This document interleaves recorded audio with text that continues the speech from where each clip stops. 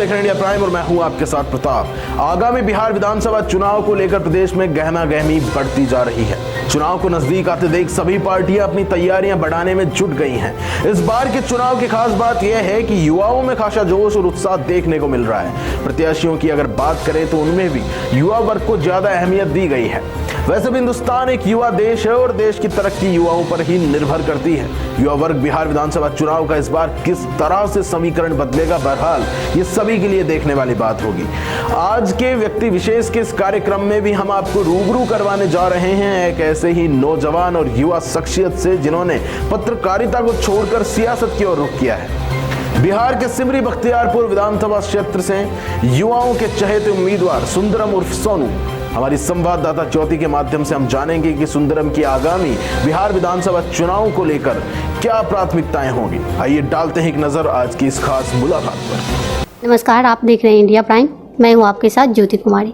हमारे साथ आज जो इस बातचीत में मौजूद हैं वो शख्स एक युवा नेता हैं और वो आरपीआई पार्टी से, अठावले जी के पार्टी से सिमरी बख्तियारपुर विधानसभा क्षेत्र से चुनाव लड़ रहे हैं। वो शख्स हैं सुंदरम उर्फ सोनू जी। तो आइए आज हम उनसे चुनावी मुद्दों पर बात करते हैं। सर, इंडिया प्राइम में आपका बहुत बहुत स्वागत। जी धन्यवाद। सर, आप एक मीडिया में पत्रकार रह चुके हैं और अच्छे स्थान पे थे। तो सर, आप मीडिया छोड़ करके, पत्रकारिता लाइन छोड़ करके अचानक सा राजनीति में आने का क्या कारण था? मीडिया में रह के बहुत सारी चीज़ें जो आम जनता और युवाओं के लिए खासकर हम नहीं कर पाते, तो इसलिए एक सत्ता चाहिए होती है जो वहाँ की डेवलपमेंट के लिए। और डेवलपमेंट में बहुत सारे युवा जो हैं सिमरी बख्तियारपुर विधानसभा क्षेत्र के, हमने देखा है कि वहाँ रोज़गार एक बहुत बड़ी समस्या है। और जब से कोरोना का असर हुआ है, बहुत सारे युवाओं को एक अच्छा खासा ना रोज़गार मिल पा रही है और शिक्षा का तो माहौल अभी पूरा बर्बाद हो चुका है। उस चीज़ के लिए वहाँ के जितने भी युवा हैं और पर्सनली युवाओं के लिए ही हमने सोचा है कि युवा जो भी हैं सिमरी बख्तियारपुर के, उनके लिए एक अच्छा काम किया जाए। और ख़ासकर युवाओं के लिए ही सत्ता ज़रूरी है, युवाओं के सामाजिक विकास के लिए। इसलिए हमने सत्ता में आया और सत्ता में आकर युवाओं के बीच रह के उनसे अपील करना चाहते हैं कि जितने भी युवा हैं, एक युवा ही दूसरे युवा का दर्द को समझ सकते हैं। और एक युवा अभी की डेट में जो एजुकेशन चल रही है, अच्छे खासे एजुकेशंस हैं, उनके पास नौकरी नहीं है, रोज़गार एक समस्या है, तो उनकी बातों को हम सरकार तक रखना चाह रहे हैं। सर, आप एक समाज सेवी हैं और आपके फैमिली बैकग्राउंड भी पॉलिटिकल रह चुका है। आपकी मम्मी 15 साल वार्ड पार्षद रही है। तो आप सर युवाओं के लिए कौन सी ऐसी समस्याएं देखी और क्या क्या किए हैं आप सामाजिक स्तर पर? जैसा कि हमने देखा है कि बहुत सारे युवा जो हैं उनको एक सही रोज़गार नहीं मिल पा रहा है। वो अदर स्टेट, दूसरे स्टेट में काम की तलाश में भटक रहे हैं। अगर हमारी सरकार अच्छी होती तो हो सकता है उनके, अगर हमारे यहाँ बहुत सारी इंडस्ट्री होना चाहिए था या कुछ ऐसा सिस्टम्स होने चाहिए था जो अपने विधानसभा या अपने घर पे रह के उनको कुछ रोज़गार मिले। अभी जैसे बहुत सारी चीज़ें चलती है, मैन्युफैक्चरिंग प्रोडक्ट वगैरह, अभी डिजिटलाइजेशन का बहुत सारा काम चलता है हमारे यहाँ, लेकिन युवाओं को उनकी जानकारी नहीं है उनके पास और युवा वहाँ तक पहुँच नहीं पा रहे हैं। और जो भी सरकार बन के आ रही है वो इन सारी जानकारियों से दूर रख रहे हैं। बस वो इतना जान रहे हैं कि उनको समय पे वोट चाहिए और कुछ नहीं। तो हम खासकर युवाओं के लिए इसलिए आना चाह रहे हैं कि युवाओं को सटीक जानकारी और सही दिशा में लेकर सारे युवाओं का एक अच्छा विकास कर सके। और इसलिए जहाँ तक रही बात मीडिया की, तो मीडिया में काम जनता को लेकर ही है, लेकिन बहुत सारी चीज़ें जो इंटरनल चीज़ें वो मीडिया में रह के नहीं हो पाती है। उसके लिए एक सत्ता का होना ज़रूरी होता है। और बचपन से हमने रीड किया है कि मेरी माँ जो वार्ड पार्षद थी, जो विगत 15 साल से फील्ड में काम कर रही है, वो हमेशा जनता से जुड़ी रही है और जनता के सारी मूलभूत समस्याओं को दिल से समझी है। और हमने देखा बख्तियारपुर विधानसभा में बहुत सारी समस्याएं थी, जैसे सड़क हो गया, शिक्षा हो गया, रोड की ऐसी बदहाली है, बारिश के सीज़न में चलने लायक रोड नहीं रहती है। तो उस चीज़ को लेकर के एक अच्छा मूवमेंट तैयार किया जाए युवाओं को लेकर के, ताकि उस क्षेत्र का एक अच्छा विकास हो, चाहे वो किसी पार्टी के द्वारा हो। अगर युवा हमको सपोर्ट करते हैं तो इतनी तो गारंटी देता हूँ कि 100% वहाँ विकास होना है, क्योंकि युवा जितने भी युवा हैं वो हमारे बीच रह के और हम युवा के बीच रह के ही बीच में आए हुए हैं। सर, बख्तियारपुर के जनता के बीच आप किन किन चुनावी मुद्दों को लेकर के चाहे, क्योंकि आप एक युवा हैं, तो आपको कौन कौन सा ऐसा मुद्दा पे आप फोकस करेंगे? सबसे पहले मुद्दा तो एजुकेशन का करेंगे। जब तक एजुकेशन नहीं होगी तब तक रोज़गार नहीं मिलेगा, और रोज़गार के लिए एक अच्छी जानकारी होना ज़रूरी है। और हम कोशिश करेंगे एक अच्छा शिक्षा का माहौल हो, और एक शिक्षा का माहौल हो, शिक्षा पे ज़्यादा ध्यान दिया जाए, क्योंकि बहुत सारी क्लासेस और कॉलेजेस की कमी है, उसको लाने का प्रयास किया जाएगा। और बहुत सारी मूलभूत आवश्यकताएं जैसे खेल को लेकर के हो गई, ये सब चीज़ें हैं जो बख्तियारपुर विधानसभा में अभी अवेलेबल नहीं है।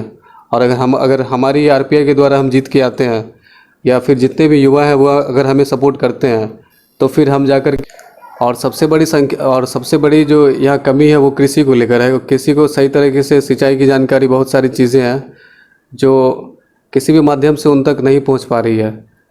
और हमारा कोशिश है कि अगर सही दिशा में अगर कृषि को सारा कुछ टोटल कुछ दिया जाए, एक अच्छी जानकारी, सिंचाई और पानी दिया जाए, तो वो लोग अच्छे घर पे ही रोज़गार कर सकते हैं और अपने मतलब अपने अच्छे दिन ला सकते हैं वो लोग। तो उनको सारी तरह की जानकारी मिलनी चाहिए। जो सरकार बहुत सारी योजना चलाई रखी है, कृषि लोन भी होता है, बहुत सारी चीज़ें हैं, तो वो सब जानकारी उन युवाओं को भी होना चाहिए, ताकि अगर मैन्युफैक्चरिंग इंडस्ट्री नहीं है, वो घर पे भी खुद का मैन्युफैक्चरिंग जैसे कृषि होता है उस पर काम करके वो अपने आप को आगे बढ़ा सके और एक अच्छा लाइफ बिता सके।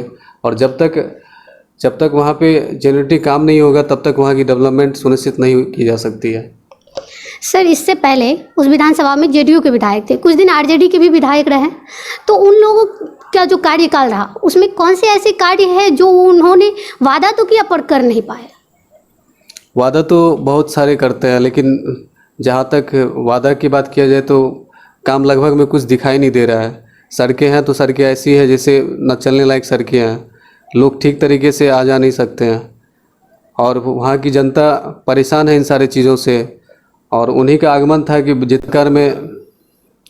पिछले की सरकार में जहाँ तक बहुत सारी चीज़ें स्कूलिंग को लेकर है, शिक्षा का सही माहौल नहीं है, चिकित्सा का कुछ चिकित्सा को लेकर के कोई चीज़ें नहीं है, ना एम्बुलेंस की व्यवस्था है, ना बहुत सारी चीज़ें हैं। तो पिछले जो भी सरकार बनी है उनका बहुत सारा तरह का जो है फील्ड में दिखाई ही दे रहा है लोगों को, और युवा भी देख रहे हैं। तो हमें खासकर युवाओं को कहना है कि वो जिसे भी वोट करे ऐसे लोगों को वोट करे जो उनके लिए काम करे और उनकी समस्या को गंभीरता से ले।